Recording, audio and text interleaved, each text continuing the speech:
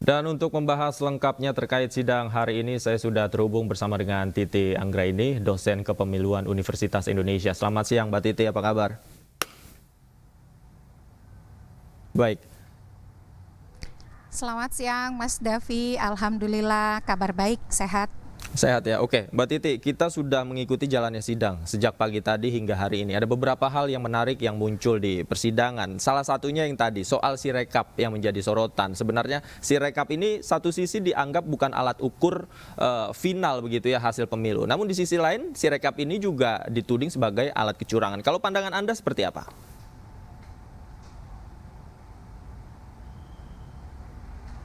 Ya, ini nampaknya proses persidangan tadi seperti mereplikasi persidangan di pemilu 2019 ya. Pada tahun 2019 perselisihan hasil Pilpres juga pihak yang mengajukan keberatan di MK mengundang 2 ahli khusus untuk mempersoalkan Sirekap. Dan kemudian pada akhirnya ya konklusinya cukup sederhana. Pada waktu itu mohon maaf bukan Sirekap tapi Situng, Sistem Teknologi Informasi Penghitungan Suara. Nah, pada waktu itu memang MK menyatakan Situng itu adalah alat bantu dalam proses penghitungan dan rekapitulasi suara untuk transparansi begitu ya, dan juga bagian dari kontrol pengawasan masyarakat ketika proses penghitungan dan rekapitulasi suara. Mengapa sampai sekarang Sirekap itu masih terus dipersoalkan? Itu tidak lepas karena memang dari sisi pemilu ke pemilu seharusnya kan setiap teknologi yang digunakan itu makin baik.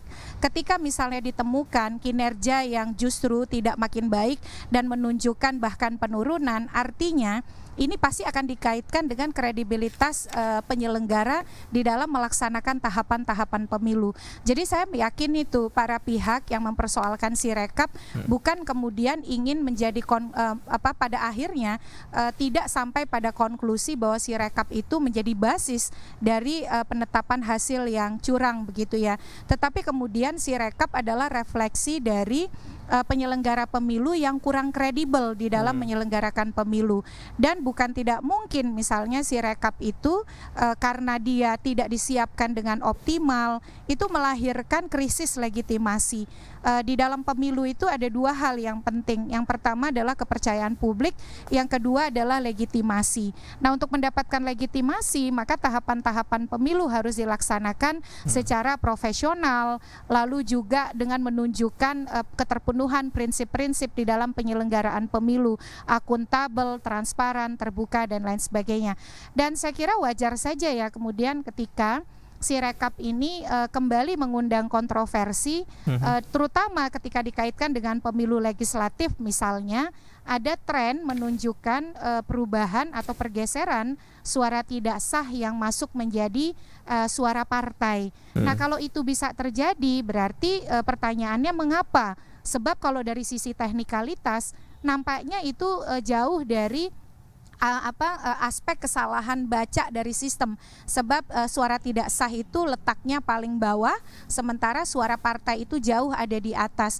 Nah, kalau itu bisa terjadi di pemilu legislatif, bukan tidak mungkin misalnya ilustrasi yang sama di pemilu presiden.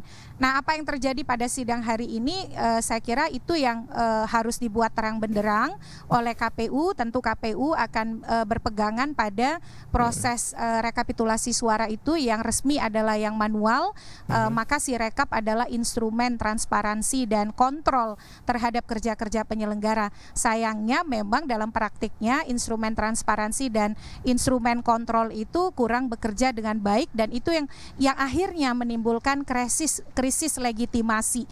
Mestinya karena itu pernah terjadi di 2019, harusnya 2024 tidak terulang. Karena kenapa? Ada daya dukung yang jauh lebih baik yang diperoleh oleh KPU, anggarannya 3 kali lipat, undang-undangnya tidak berubah, ada persiapan atau kemudian prakondisi misalnya melalui uji coba di pilkada. Nah, ini yang sebenarnya juga harus jadi evaluasi ya. Bisa jadi hasil itu tidak terpengaruh, tapi dia menimbulkan krisis legitimasi di publik, dan responnya sayangnya berbeda antara 2019 dengan 2024. Contoh nih Mas Davi, di 2019 ketika KPU menetapkan hasil akhir, hasil hasil pemilu ya, itu situng itu bisa mengunggah salinan C hasil sampai 92%.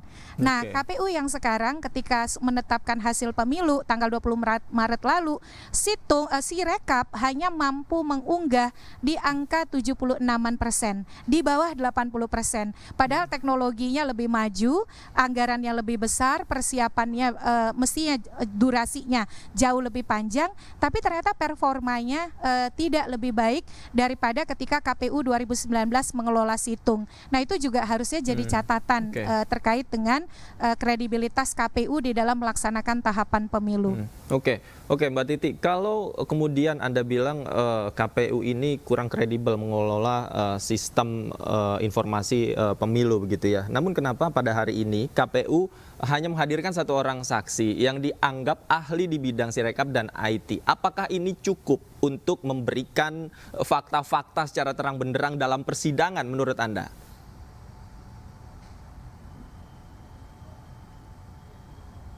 Iya, kalau kita boleh agak ke belakang ya, membaca kembali permohonan nomor 1 dan nomor 2 yang diajukan paslon nomor 1 dan nomor 3 ya, Ganjar Mahfud, itu kan ada beberapa hal yang sebenarnya menyasar KPU.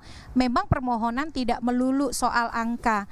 Angka itu hanya digambarkan di beberapa peristiwa. Fokus besar permohonan itu kan soal kredibilitas proses ya, dan profesionalisme serta integritas kemandirian penyelenggara pemilu. Yang pertama itu soal keabsahan pencalonan Gibran terkait dengan adanya putusan DKPP yang menyatakan KPU melanggar etika penyelenggara pemilu. Memang agak mengejutkan ketika KPU tidak menghadirkan ahli hukum, setidaknya hukum administrasi yang mampu meneguhkan sikap mereka. Nah, jadi pertanyaan adalah apakah KPU memang ya tidak punya cukup dalih untuk membenarkan sikap mereka dan ya memang mereka pada posisi yang salah dan kemudian menyerahkan kepada majelis hakim, ataukah mereka lebih ingin misalnya pasangan calon Prabowo Gibran yang berjuang melalui ahli yang mereka hadirkan untuk mempertahankan konstitusionalitas dan keabsahan pencalonan paslon nomor 2. Nah, itu yang bagi saya menjadi sedikit pertanyaan. Karena mestinya KPU kan mempertahankan keputusan yang sudah mereka buat ya, karena itu adalah bagian dari pelaksanaan kewenangan mereka di dalam melaksanakan tahapan pencalonan. Itu catatan yang pertama. Nah, catatan yang kedua juga soal misalnya beberapa hal yang menyangkut pelaksanaan pemilu di daerah, misalnya soal kredibilitas DPT, lalu juga temuan Bawaslu soal adanya rekomendasi pemungutan suara ulang. Itu nampaknya memang KPU mungkin merasa sebagai pihak yang lebih paham ya soal tata kelola pemilu, karena pemilu itu kan sangat teknis, sangat administratif, dan saya menduga KPU merasa tidak ada pihak lain yang lebih paham daripada mereka untuk menjelaskan, sehingga tidak perlu menghadirkan ahli terkait tata kelola teknis tahapan pemilu. Oke, baik. Kita ikuti lagi proses selanjutnya dan jalannya sidang ya, Mbak Titi. Terima kasih banyak Mbak Titi atas waktunya sudah bergabung bersama kami di Breaking News. Selamat siang, sehat selalu Mbak Titi.